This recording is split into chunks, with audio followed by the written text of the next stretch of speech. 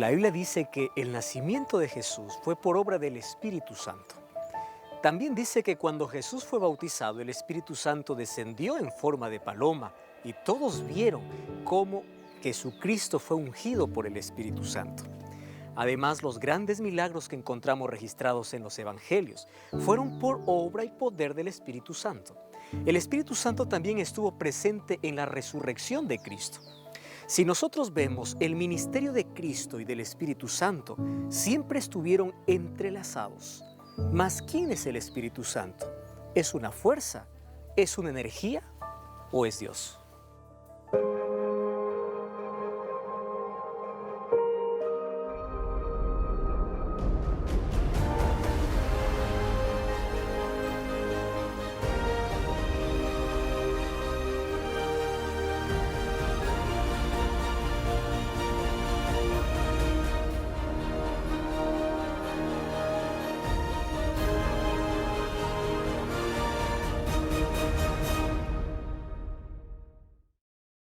Después de 30 años en Nazaret, Jesús fue al río Jordán para ser bautizado por su primo Juan.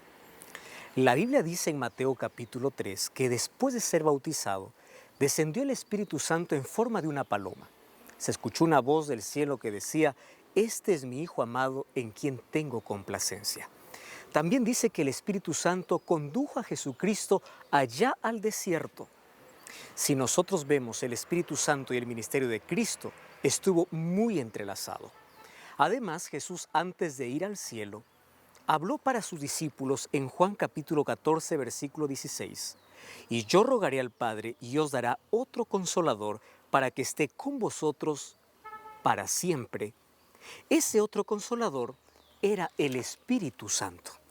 Después que Jesús ascendió al cielo y nuevamente regresó para estar con sus discípulos 40 días, dio todas las instrucciones para que los discípulos pudiesen evangelizar a todo el mundo.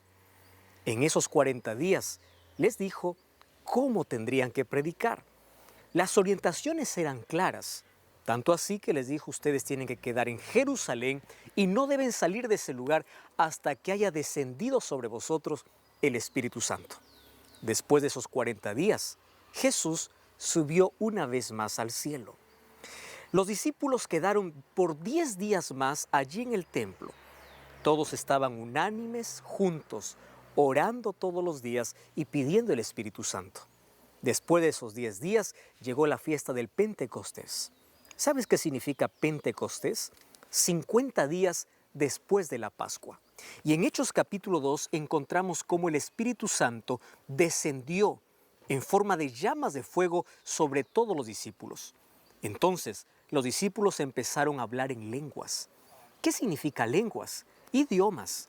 Porque allí había gente de más de 18 países y los discípulos apenas sabían arameo y griego. Mas Dios les dio el don de lenguas para que toda la gente que estaba reunida pudiese comprender la predicación en su propio idioma. Es por eso que Hechos capítulo 2 nos dice que al finalizar la predicación de Pedro, 3,000 personas se arrepintieron. Quiere decir que el lenguaje o el idioma que ellos hablaron era entendible para todos, era de comprensión fácil para todo el pueblo. Por eso tomaron una decisión por Jesús. El Espíritu Santo descendió sobre la tierra cuando Jesús fue entronizado en el cielo. Así dice el libro de Hechos capítulo 2, versículo 33. En los 40 días que Jesús estuvo con los discípulos después de su resurrección, habló tanto del Espíritu Santo y era todo aquello que los discípulos esperaban. El libro de Hechos de los Apóstoles debiera llamarse Hechos del Espíritu Santo, porque aquí aparece el Espíritu Santo liderando la iglesia, guiando en la predicación del Evangelio, y es por el poder del Espíritu Santo que el Evangelio llegó a todo el mundo de esa época. Jesús habló quién era o de quién se trataba el Espíritu Santo. Para muchos el Espíritu Santo es una fuerza o es solamente una energía.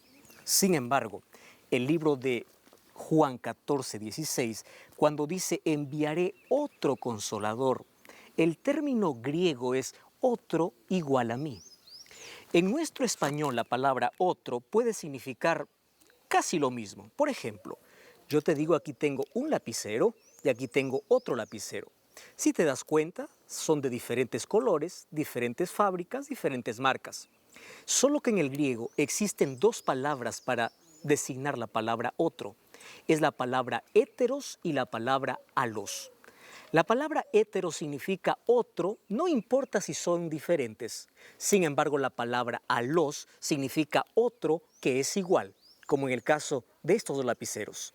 Tienen el mismo color, el mismo tamaño, la misma textura, de la misma fábrica. ¿Cuál crees tú que fue la palabra que Jesús usó en San Juan 14:6? Bueno, fue la palabra alos, que significa el Espíritu Santo es otro igual a mí. Entonces, el Espíritu Santo es Dios. Hechos capítulo 5, versículo 4, cuando dice que mintieron al Espíritu Santo en el caso de Ananías y Zafira, Pedro les dice, ustedes no me mintieron a mí, sino mintieron al Espíritu Santo, que es Dios. No es una fuerza, no es una energía. El Espíritu Santo es Dios. Jesús fue claro cuando habló acerca del ministerio del Espíritu Santo.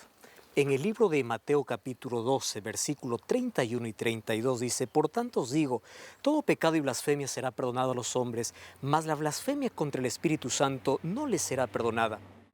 Ahora, es interesante que una de las funciones específicas del Espíritu Santo, aparte de dar dones a la iglesia y equipar para la predicación del Evangelio, es convencer del pecado. ¿Mas qué significa pecar contra el Espíritu Santo? Pecar contra el Espíritu Santo significa salir del área de influencia del Espíritu. ¿Mas cómo esto sucede? Esto no es de la noche a la mañana, esto es un proceso. Cuando el ser humano resiste siempre la voz de Dios hasta que la voz de Dios sea tan débil, entonces el ser humano ya no puede ser convencido por nadie. Él ya no ve su real situación. Entonces no puede haber arrepentimiento, no puede haber confesión. Y si no hay necesidad de arrepentimiento, entonces no hay perdón y no hay salvación.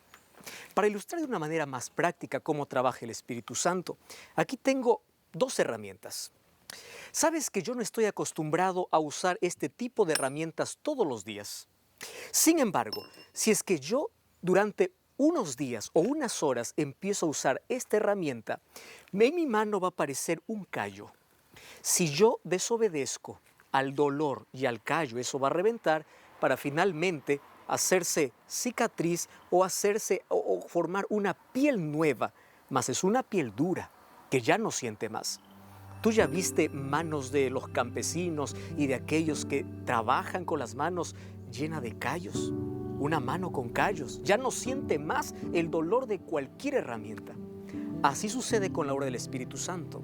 Cuando tú desobedeces cada vez la voz del Espíritu Santo cuando llama a tu corazón, entonces tu corazón va encalleciéndose. Por eso el libro de Job capítulo 9 versículo 4 dice, Él es sabio de corazón y poderoso en fuerzas. ¿Quién se endureció contra Dios y le fue bien? El libro de Hebreos capítulo 3 versículo 15 dice, si oyeres hoy su voz, no endurezcáis vuestros corazones. Tú puedes decir, pastor, yo ya pequé contra el Espíritu Santo. Con certeza que no. ¿Sabes por qué? Porque aún estás viendo este video.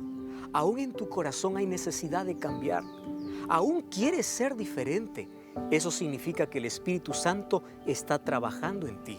Eso significa que el Espíritu Santo quiere aproximarte a Cristo.